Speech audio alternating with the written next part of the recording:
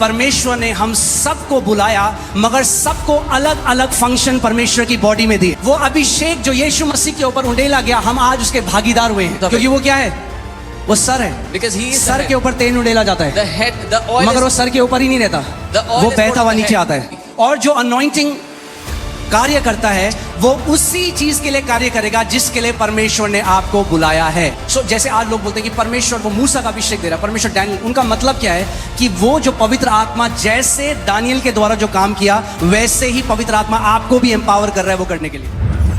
आपने सुना होगा बहुत सारे लोग बोलते हैं अरे ये आज की जो सर्विस थी बहुत अनॉइंटेड थी। you may have heard, or today's service was very anointed.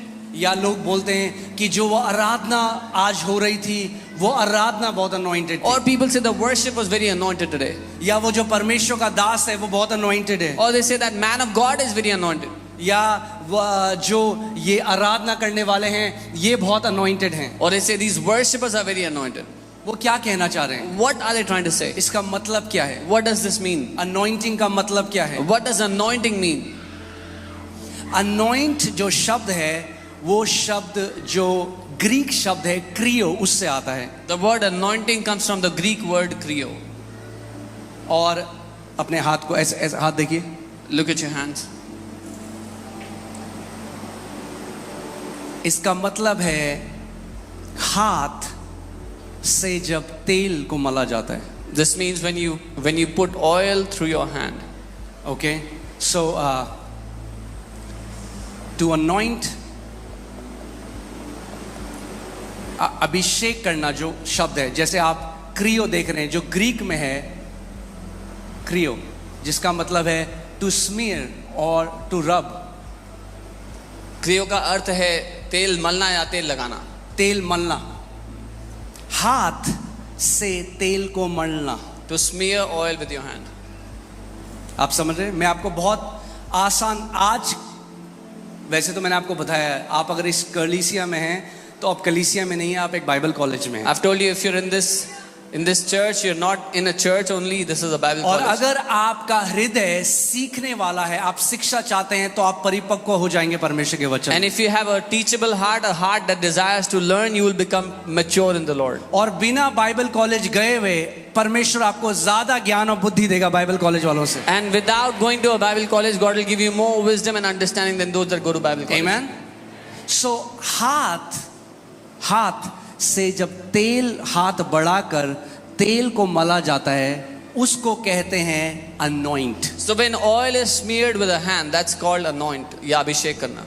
So जब हम बोलते हैं कि ये कलीसिया बहुत anointed है, इसका मतलब है परमेश्वर का हाथ उस कलीसिया के ऊपर है। So when we say this church is anointed, we mean the hand of the Lord is upon this church. जब बोलते हैं कि आज की आराधना बहुत अनॉइंटेड थी, उसका मतलब है आज की आराधना के ऊपर परमेश्वर का हाथ था। When we say the worship was very anointed, we are saying the hand of the Lord was upon the worship today. और अगर आप हम इसको ये तो हम ग्रीक में देख रहे थे, This was in Greek. अगर आप हिब्रू में देखेंगे, ये वर्ड है मसाक। If you look at the word in Hebrew, the word is masak. जहाँ से वर्ड आता है मसीह या मसाक, मस्सा। हिंदी में आपने सुना है सब मस्सा, जिसको बोलते हैं अभिषेक, मस्सा। The word masa in Hindi is वो for शब्द anointing. आता है मसाक से। It comes from the word और masak. उसमें क्या है? Same, to rub with oil. And it is the same word तेल लगाना, तेल मलना. मगर आप ऑयल से कैसे रब करते हैं? अपने हाथ से। कैसे रब करते हैं? But how do you rub with कंधे से oil? नहीं, हाथ से। You rub the oil with your hand. हाथ से। Amen? So हाथ से रब करना तेल को, इसको बोलते हैं anoint। So to rub oil with your hand is what is called to anoint. और इसकी एक बहुत ही आत्मिक सिग्निफिकेंस, इसका एक महत्व है जिसको हम आज सीखेंगे। And it has a very important aspect in the spirit that we will learn today. Amen? To anoint जो है, ये एक वर्ब है, यानी क्रिया है। अभिषेक करना एक क्रिया है. It's a verb. ये क्रिया है। जब आप अनॉइंट करते हैं किसी को, या परमेश्वर किसी को अनॉइंट करता है, एक क्रिया है। मगर जो अनॉइंटिंग है, उसका क्या मतलब है? अभिषेक करना एक क्रिया है. To anoint is a verb, but what does anointing mean? Anointing जो अभिषेक है उसका मतलब क्या है? What does anointing mean? The power and the presence of the Holy Spirit working through a man is called anointing. परमेश्वर की सामर्थ्य या उसका अभिषेक जब एक मनुष्य के द्वारा काम करे तो उसको अभिषेक कहते हैं. अगर इसको सिंपल भाषा में मैं बोलूं तो the power and the presence of the Holy Spirit. पवित्र आत्मा की सामर्थ्य और उसकी उपस्थिति. This is called anointing. इसको अभिषेक कहते हैं. Amen. So anointing परमेश्वर की वो सामर्थ है जो वो इंसान के मिट्टी रूपी बर्तनों के अंदर उंडेलता है. Anointing is the power of God that He pours into these earthen vessels of human body. Amen. यद्यपि सेम परमेश्वर है, Even though it's the same God, मगर आप देखेंगे कि जो सामर्थ मनुष्य के द्वारा बह रही है वो अलग अलग डिग्री की है. but you will see that the power of God working through different people is of different levels or different degrees. Amen. Anointing को मैं ऐसा भी बोल सकता हूं कि आप समझें कि अनॉइंटिंग इलेक्ट्रिसिटी की तरह है.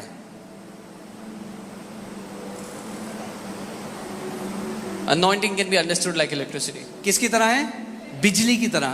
अभिषेक किसकी तरह है? बिजली की तरह. मगर अगर बिजली को आपके घर आना है तो बिजली को एक मीडियम यानी तार की जरूरत होती है. So if electricity has to come into your house, it needs a medium, a connection. Clear है between. सबको? बिजली ऐसे नहीं करते आपको अपना वॉशिंग मशीन चलाना है तो आप बारिश में बाहर रख देते हैं कि बिजली आएगी तो मेरी वॉशिंग मशीन चल जाएगी. So if you want to run your washing machine, you know, keep it outside, that electricity will fall on it. बिना मीडियम के इलेक्ट्रिसिटी फ्लो नहीं कर सकती. Without a medium, electricity cannot flow. ऐसे ही परमेश्वर की सामर्थ को फ्लो करने के लिए भी एक मीडियम चाहिए होता है, एक पात्र चाहिए होता है, एक बर्तन चाहिए होता है जिसके अंदर वो अपनी सामर्थ को उंडेलता है. This is how the power of God also needs a medium, a vessel through whom God works His power.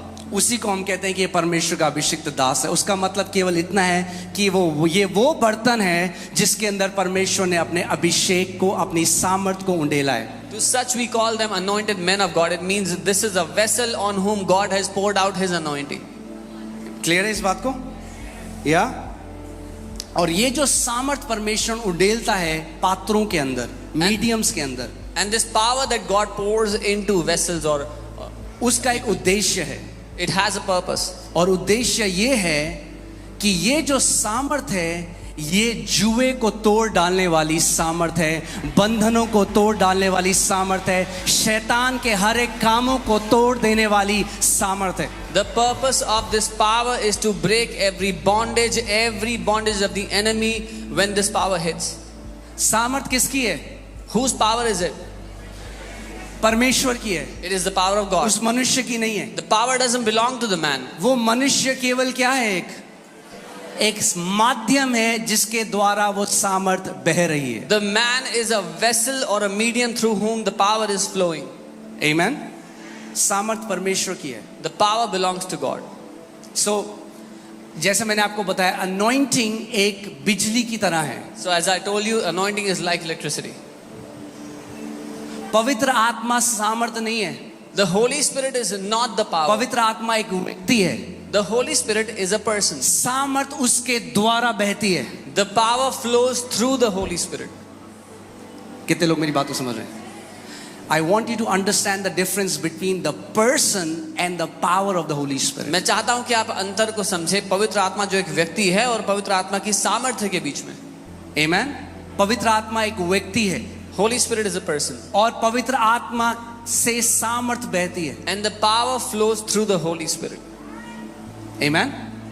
So same anointing वही है. It is the same anointing. मगर anointing के अलग अलग प्रगटीकरण हैं. But the anointing has different manifestations. क्या है? अलग अलग प्रगटीकरण हैं. It has different manifestations. जैसे मैं आपको अंतर बताता हूँ. I'll tell you the difference.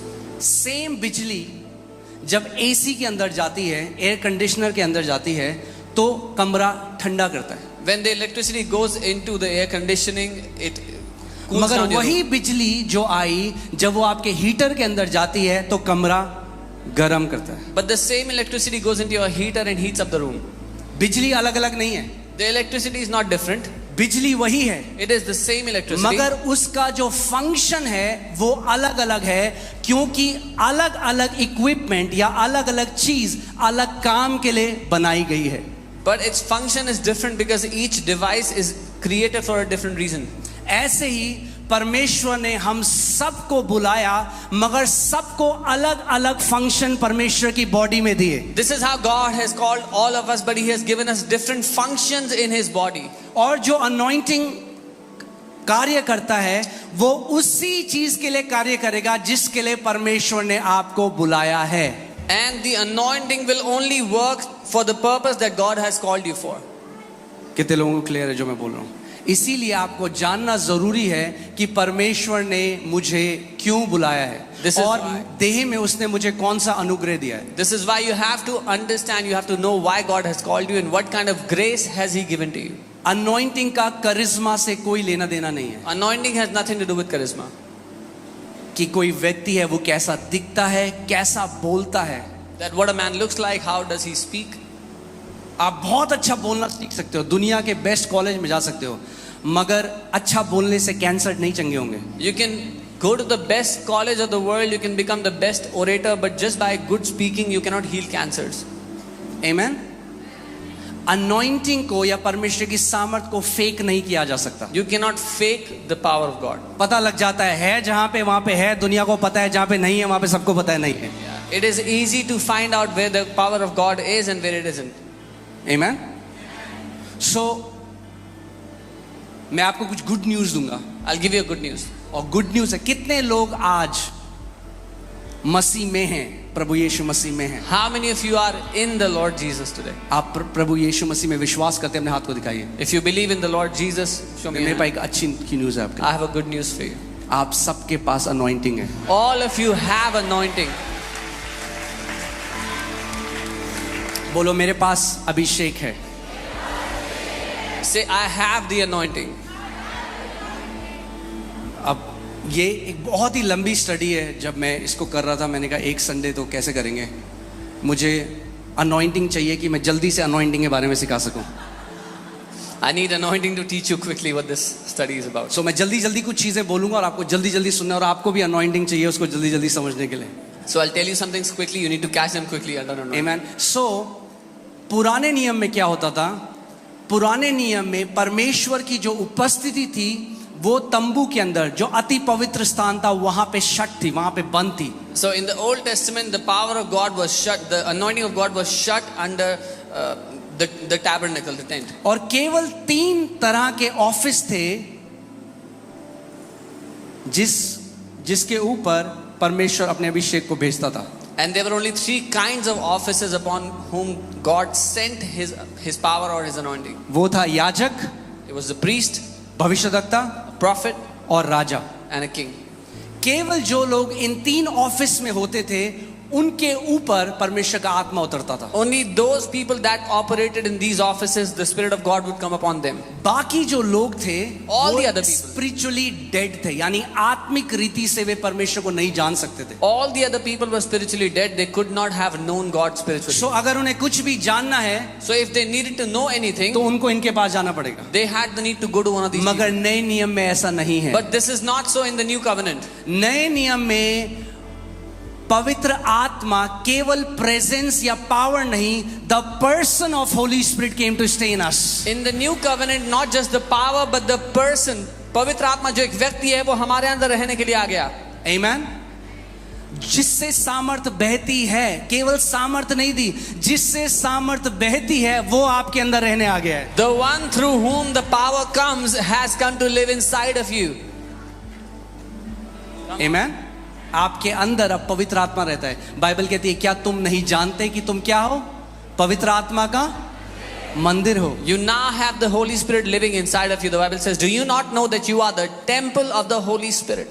आमेन। सो पवित्र आत्मा अब आपके अंदर रहता है। So the Holy Spirit lives inside of you. सो 2 अलग अलग एक्सपीरियंस है अनॉइंटिंग के। So there are 2 different experiences of anointing. पहला है, अगर आप लिख रहे हैं तो इसको लिख लीजिए, the anointing with in. If you're writing, write it down. वो अभिषेक जो हमारे अंदर होता है, the anointing within. वो अभिषेक जो हमारे अंदर है,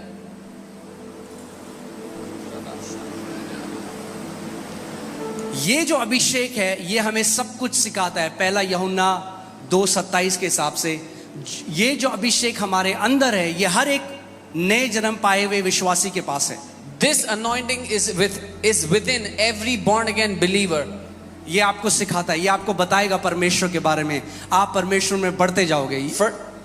1 John 2:27, this anointing teaches you so you can grow in the Lord. मगर एक और अभिषेक है जो आपके ऊपर आता है, that's anointing upon. But there is another anointing that comes up on you. वो आपके ऊपर आता है. बोलो within, बोलो अंदर, ऊपर, बोलो अंदर, ऊपर। अंदर है It's within आपके लिए, for you. ऊपर है It's upon you औरों के लिए। for others. फिर से मैं बोलता हूं, अंदर है, It's within you. बोलो मेरे अंदर जो अभिषेक है मेरे लिए है, मेरे ऊपर जो अभिषेक है वो औरों के लिए है।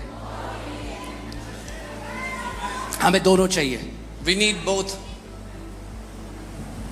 आमेन। लूका 4:18 अगर आप लगाएं, प्रभु यीशु मसीह ने क्या कहा? The spirit of the Lord God is upon me. Luke 4:18, प्रभु का आत्मा मुझ पर है, उसने कहा। मेरे ऊपर है, It's upon me. अपॉन। ये उस अभिषेक की बात हो रही है जो दूसरों के बंधनों को तोड़ता है। This is that anointing which breaks the bondage of others. जब आप प्रीचिंग करते हो तो किसके लिए? औरों के लिए कर रहे हो आप। When you are preaching to others.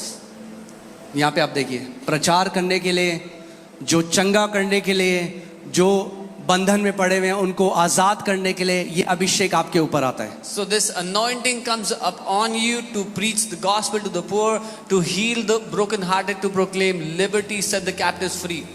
और जैसे मैंने आपको बताया था कि अभिषेक वही हो सकता है, दो लोग हैं उनके ऊपर पवित्र आत्मा उतरेगा, मगर दोनों का फंक्शन परमेश्वर की बॉडी में बिल्कुल अलग हो सकता है। And just as I told you that two people can have the anointing, the same anointing come upon them, but their functions in the body are different. सबसे बड़ी गलती हम कई बार क्या करते हैं, जब हम किसी और को कॉपी करने की कोशिश करते हैं। The greatest mistake we all make is when we try to copy somebody else. हम लोग सीखेंगे, हमें सीखना जरूरी है। मैं आखिरी सांस तक सीखता रहूंगा। We have to learn. I will continue learning till my last breath. Amen? मगर अगर कोई प्रॉफिट है, But if somebody is a prophet, वो बुलाया गया प्रॉफिट होने के लिए, who is called to be a prophet, मैं अपने आप से प्रॉफिट नहीं बन सकता, मैं अपने आप को नहीं बुला सकता, आप अपने आप को नहीं बुला सकते। परमेश्वर जब तक हमें नहीं बुलाएगा वो बेकार है। I cannot call myself to be a prophet unless God calls me. Me calling myself anything doesn't matter. Amen? So अभिषेक वही है, पवित्र आत्मा देता है, मगर उसके फंक्शन अलग अलग हैं परमेश्वर की बॉडी So में। the anointing is the same that the Holy Spirit gives, but its functions are separate. It's different in the body of अब Christ. मेरे पास पूरा समय नहीं है आपको ले जाने का, मैं जल्दी से आपको बताऊंगा। अभिषेक आता है लीडरशिप के लिए।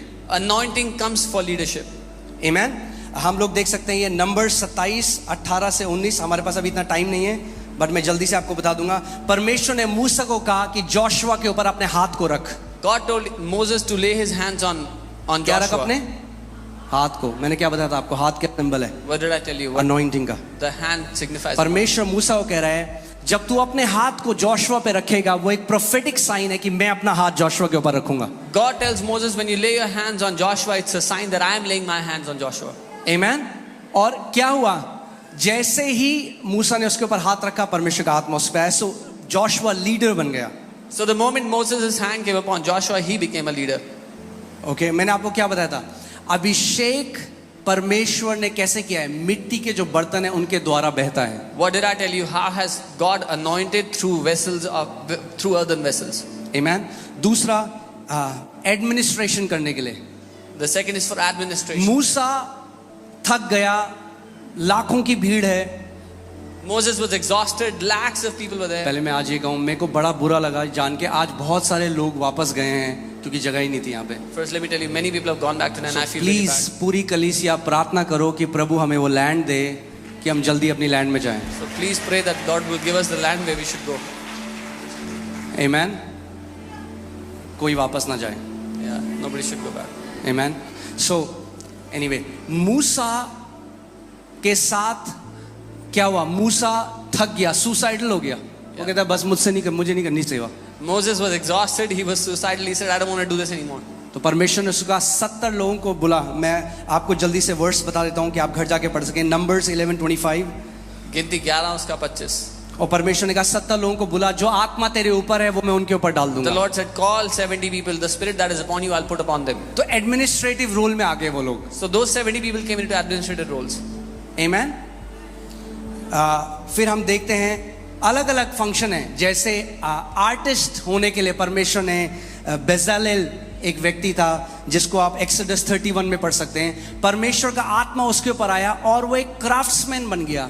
Nirgaman 31 में you will see that there's a man named Bezalel. The spirit of the Lord came upon him and he became a craftsman. So Abhishek craftsman होने के लिए भी, जितने लोग यहाँ पे क्रिएटिव चीजों में जाना चाहते हैं, आप जानते हैं क्रिएटिविटी के लिए अभिषेक है। So all the people who want to do creative things, do you know there is an anointing for creativity? Amen. और हर बार जब संडे वचन प्रचार होता है परमेश्वर उसको कॉन्फर्मेशन देता है। सो जो कोई क्रिएटिविटी फील्ड में है, आज आप रिसीव करोगे उस अनॉइंटिंग को जो आपको वहां लेकर जाएगा जहां आपका ह्यूमन, आपका इंटेलेक्ट आपको नहीं लेके जा सकता। And every time the word is being preached, the Lord is pouring out anointing for creativity, so that anointing will take you to the place where you cannot reach by your own efforts. और फिर हम बहुत सारा देखते हैं अलग अलग manifestation, जैसे गवर्नमेंटल, डैनियल था वहां पे, और जोसेफ जैसे हम देखते हैं बिजनेस के लिए। We see many other purposes of the anointing upon Daniel, upon Joseph. सो जैसे आज लोग बोलते हैं कि परमेश्वर वो मूसा का अभिषेक दे रहा है, परमेश्वर डैनियल, उनका मतलब क्या है कि वो जो पवित्र आत्मा जैसे दानियल के द्वारा जो काम किया वैसे ही पवित्र आत्मा आपको भी एम्पावर कर रहा है वो करने के लिए। So when people say that God is giving you the anointing of Moses, the anointing of Daniel, they are saying the way God empowered Daniel to function, God is empowering you to function. Amen. अब हम आगे आएंगे anointing oil के ऊपर। Now we'll come on the. मैं आज थोड़ा vulnerable होकर आपको अपना हार्ट भी शेयर करूंगा, I'll also share my heart with you publicly. क्योंकि मुझे लगता रहा ये क्या विश्वासी लोग तेल के पीछे भाग रहे I used to think, why are believers running out after this oil? हैं। वचन सिखाओ भाई। Teach the word. और कोविड जब आया, And when COVID hit, वो संडे हमारा आखिरी संडे था, उसके बाद लॉकडाउन लग गया। that Sunday was our last Sunday, and then the और lockdown. उस संडे से पहले सैटरडे रात को मुझे एक ड्रीम आया, And before that Sunday, on Saturday night, I saw a dream. और एक परमेश्वर के दास जिनका मैं बहुत ऑनर करता हूँ, bishop David Oyedepo, And a man of God whom I dearly honor, Bishop David Oyedepo. वो मेरे कमरे में आए He came और into my उन्होंने room. मेरे सर के ऊपर तेल कोंडेला He came into my room and he poured out oil on my head. और उन्होंने मेरे लिए प्रार्थना करी। And he prayed for me. और जब मैं सुबह उठा And when I woke up in the तो morning, परमेश्वर ने कहा अनॉइंटिंग ऑयल सर्विस कर चर्च में। the Lord said, do an anointing oil service in the church. मैं कह रहा हूँ ओ प्रभु, And I'm like, oh Lord, ये तो मेरी थियोलॉजी के बिल्कुल अगेंस्ट है। this is totally against what I believe. सो मैंने दूसरी पवित्र आत्मा, सेकंड होली स्पिरिट जो है बीवी, So I went to the second Holy Spirit, my wife. Helper बोला गया ना वाइफ को, और पवित्र आत्मा को भी हेल्पर कहा गया। Wife is called a helper and Holy तो Spirit is मैंने also बताया, called a helper. मैंने बताया मोनिका को, मैंने कहा परमेश्वर कह रहा है कि अनॉइंटिंग ऑयल सर्विस करनी है। I said, the Lord is saying you have to do anointing oil service. सोचो उन्होंने पहली चीज क्या बोलेगी, The first- अच्छा the first- तुम तो हमेशा कहते हो तेल की जरूरत नहीं होती। You always say you don't need oil. मैंने कहा जब परमेश्वर कुछ कहता है, मेरी थियोलॉजी एक तरफ और उसको ओबे करना एक तरफ। I said, when the Lord says something, all of my knowledge, all my theology is on one side and obeying Him is on the because other मुझे side. एग्जैक्टली पता था ये परमेश्वर की तरफ से, ये मेरा माइंड नहीं है, ये ऐसे ही ड्रीम नहीं है। Because I exactly knew this is from the Lord. This is not just my mind, not just a dream. और अगले संडे हमने अनॉइंटिंग ऑयल सर्विस करी Next Sunday we did an anointing oil service. और परमेश्वर ने हमारी पूरी कलीसिया को प्रोटेक्ट किया। And God protected our entire church. Praise God, वो एक अच्छा परमेश्वर है। He's a good God. और तब परमेश्वर मुझे सिखाने लगा। And then the Lord started मैं to जानता हूँ teach. इसमें एक्सट्रीम है और हम उसकी बात भी करेंगे, मगर मैं आपको बता रहा हूँ कि परमेश्वर ने फिर मेरे को सिखाया कि ये केवल एक सिंबल मात्र नहीं है, क्योंकि पहले मैं सोचता रहा तेल केवल सिंबल है होली स्पिरिट का। I know there is an extreme in this and we'll talk about that, but earlier I should think that oil is only a reflection or a symbolic of the Holy Spirit. But it's not. परमेश्वर ने मुझे बताया ये केवल symbol ही नहीं, ये मेरी ordinance है। The Lord said this is not just a symbol, it's my ordinance. मैं आपको बताता हूं कैसे। जैसे रोटी, यीशु मसीह ने क्या कहा, जब हम रोटी लेते हैं, हम प्रभु भोज लेते हैं, वो किसको दर्शाता है? परमेश्वर की देह को और उसके लहू को। When we take the Holy Communion, we take the bread which reflects the body of Jesus, the blood, the juice, the blood of Jesus. क्या वो सच में मांस है यीशु मसीह का? Is it literally the flesh of Jesus? नहीं। No. मगर हम विश्वास से जब लेते हैं But कि when ये we- यीशु का देह है, ये उसका मांस है, ये उसका लहू है, तो हम एक स्पिरिचुअल बेनिफिट हमें मिलता है उससे। But when we take it by faith that this is the body of Christ, this is the blood of Christ, we get a spiritual benefit out of it. हमने मार्वलस टेस्टिमनीज देखी हैं, We've seen marvelous testimonies. मगर आज कई कलीसियाओं में वो एक tradition बन के रह गया है। But today in many churches it is reduced down to a और जब tradition. आप किसी चीज को बिना रेवलेशन के करेंगे तो आपको उसका बेनिफिट नहीं होगा। And when you do something without revelation, there'll be no benefit. आमीन? कितने लोग मेरी बात समझ रहे हैं? ऐसे ही अनॉइंटिंग ऑयल भी है। Similarly, anointing oil is also an ordinance. आप जानते हैं यीशु मसीह के साथ जब चेले उसके साथ थे, मार्क 6:12-13 हम देखेंगे, मरकुस 6:12 से 13 देखते हैं यहाँ पे क्या लिखा है। When the disciples were with Jesus, we'll see this. You know, Mark 6:12-13, जब चेले so they went out and preached the people should repent, तब उन्होंने जाकर प्रचार किया कि मन फिराओ, and they cast out many demons and anointed with oil many who were sick and healed them. और बहुत सी दुष्ट आत्माओं को निकाला और बहुत से बीमारों पर तेल मलकर उन्हें चंगा किया. So anointing oil केवल ओल्ड टेस्टमेंट की चीज नहीं थी। The anointing oil is not only in the Old Testament. चेले जब यीशु मसीह के साथ थे When the disciples were with तो वो Jesus, जाकर तेल मल रहे थे they went and they anointed with oil, और लोग चंगे हो रहे थे। and people were being healed. There is a mystery to it. एक रहस्य है इसके पीछे. फिर परमेश्वर मुझे सिखाने लगा इसके बारे में। And then the Lord started to teach me about this. कई बारी क्या होता है कि we can react to a truth because we don't have the full revelation of it. Yeah. कई बार हम एक सत्य सुन करके उसको जल्दी से प्रतिक्रिया करते हैं क्योंकि अगर हमें आप पुरानी मेरी शिक्षा सुनेंगे जो मैं दे रहा हूं तो मैं थोड़ा रिएक्टिव मैंने बोला है। If you hear my old teachings, I've spoken a little reactive there. आमीन। मगर आज भी देखिए इसका दूसरा साइड क्या है कि लोग नहीं जानते मसीह में वो कौन है।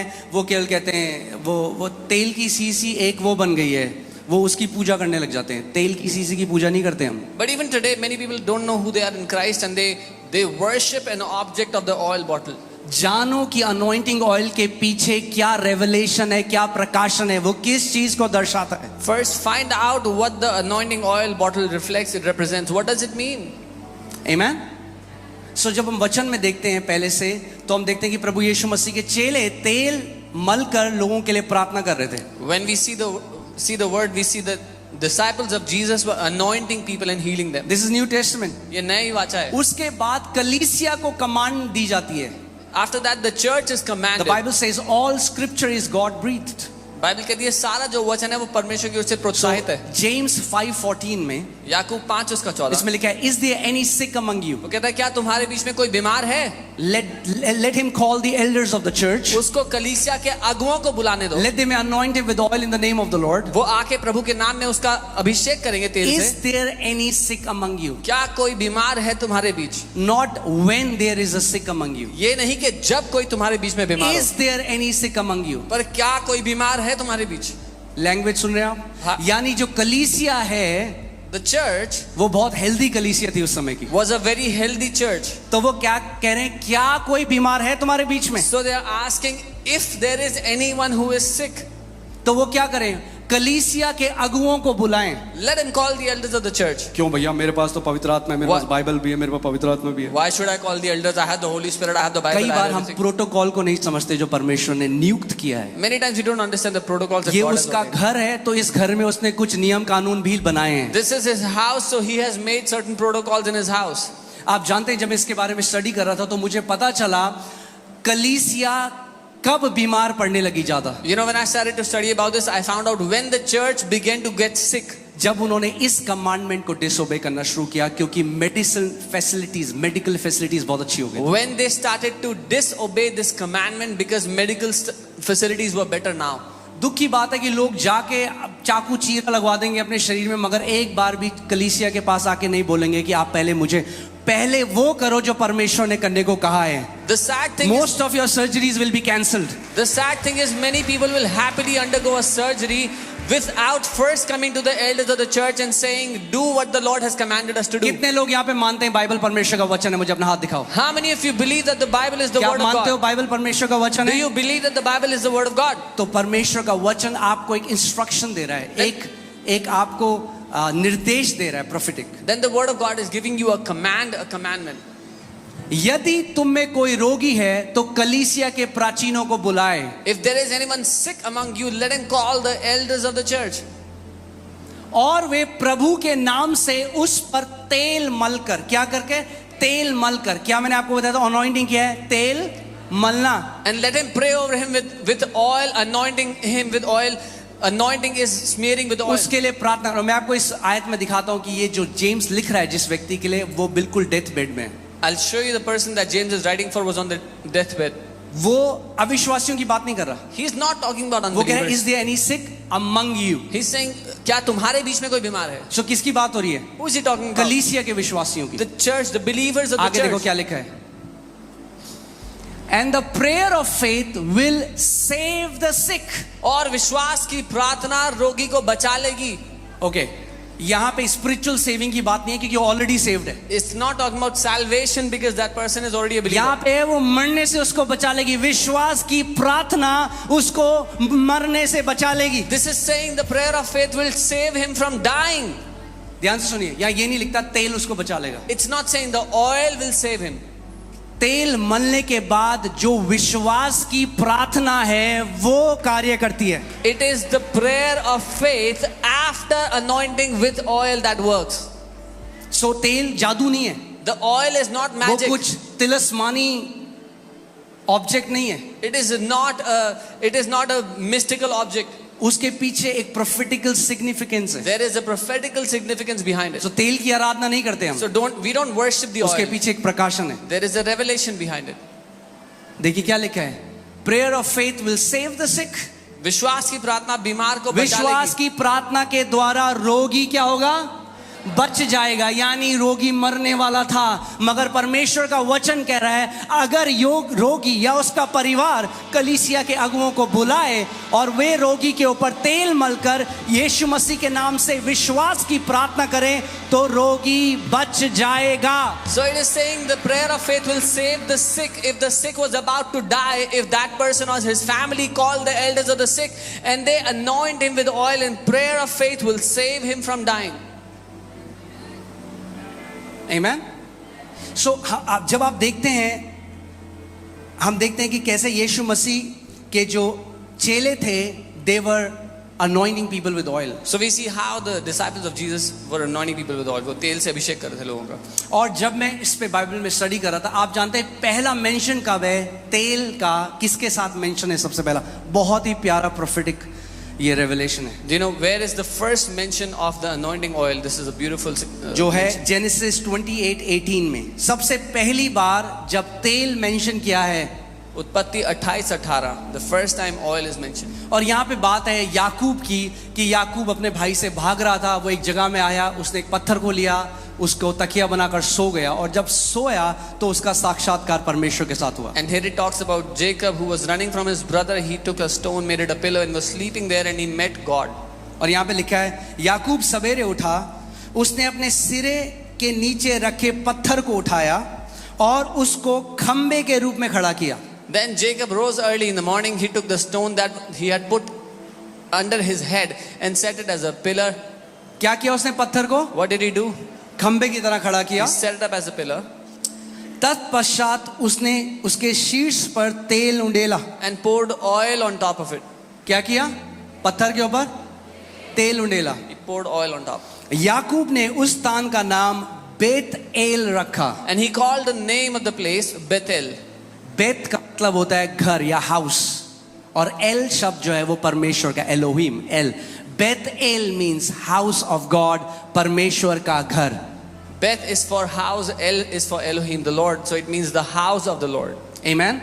मैं चाहता हूं आप तीन चीज इसमें ध्यान से देखें. I want you to see three things in this. पत्थर, The stone, खंबा the pillar, और house of God. and the house of God.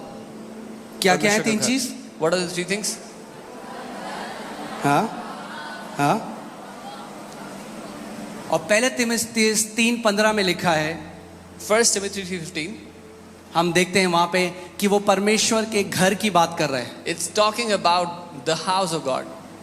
I write so that you may know how you ought to conduct yourself in the house of God, which is the church of the living God, the pillar and the ground of truth. यदि मेरे आने में देर हो तो तू जान ले कि परमेश्वर के घराने में जो जीवित है परमेश्वर की कलीसिया है कि तू कैसे जो सत्य का खंबा है और नींव है. So Bethel क्या है? So what is परमेश्वर का घर। और अब नए नियम में पता चलता है परमेश्वर का घर क्या है? जीवित परमेश्वर की कलीसिया। So we know that the pillar of God is the church of the living God. और ये किसके ऊपर खड़ी है? What is it उस standing? रॉक, उस पत्थर के ऊपर, इसका नाम यीशु मसीह है। It's standing on the rock whose name is Jesus. और उस पत्थर के ऊपर तेन उड़ेला गया And that जो हमारा सर है। और जब सर के ऊपर तेन उड़ेला जाता है तो कहाँ आता है फिर? We have received of the same anointing as of the anointed one. and the oil was poured on the stone which is our head, and the same anointing is upon us. वो अभिषेक जो यीशु मसीह के ऊपर उंडेला गया, हम आज उसके भागीदार हुए हैं। The anointing that was poured upon Jesus, we have become partakers of क्योंकि it. वो क्या है? वो सर है। Because he is the sir के head. ऊपर तेल उंडेला जाता है, The head, the oil मगर वो is, सर के ऊपर ही नहीं रहता, the oil वो is बहता poured हुआ on the नीचे head, आता है। but it comes down on the body. आमेन। समझ? थोड़ा बाइबल स्टडी तो ऐसा तो नहीं हो रहा है। आमेन। हमें शिक्षा की जरूरत है, We need teaching. है ना? Teaching won't excite you but it will establish you. शिक्षा से आप उत्साहित नहीं होंगे लेकिन स्थापित हो जाएंगे. Many times there are Christians who are excited but not established. बहुत बार मसीह लोग उत्साहित तो होते हैं पर स्थापित नहीं होते जिंदगी में. Amen. कितने लोग समझ रहे हैं मैं क्या कह रहा हूं? So तेल उंडेला जाना anointing को दर्शाता है। So the pouring out of oil reflects anointing. यीशु मसीह जो हम बोलते हैं Jesus Christ, Christ last name नहीं है उसका। Christ is not the last name of Jesus. Yeah. जैसे बोलते आलोक शर्मा, वैसे यीशु मसीह नहीं। Christ is not a last name, it's not a surname, it's a title, it's a function. वो एक फंक्शन है, एक टाइटल है, एक ओहदा है, एक स्थान है. Christ simply means the anointed one, Christos, anointed one, अभिषिक्त किया हुआ। मसीह या क्राइस्ट का मतलब है अनॉइंटेड वन या अभिषेक किया गया. प्रेरितों के कार्य 10:38 में देखते हैं क्या लिखा है। Acts 10:38. उसमें लिखा है परमेश्वर ने यीशु नासरी का क्या किया? पवित्र आत्मा और सामर्थ से अभिषेक किया। It says how God anointed Jesus of Nazareth with the Holy Spirit and with power. So now Jesus is God, but how can God be anointed? So यीशु परमेश्वर है पर परमेश्वर का अभिषेक कैसे कर सकते हैं? Because उसने क्या किया? अपना पूरा परमेश्वरत्व साइड रख दिया और एक मनुष्य की तरह अपने आप को एक नौकर की रीति दीन किया और अपनी सेवकाई जीरो से शुरू करी। Because what he did was he kept his godliness aside and came down as a man in the form of a servant and started from scratch.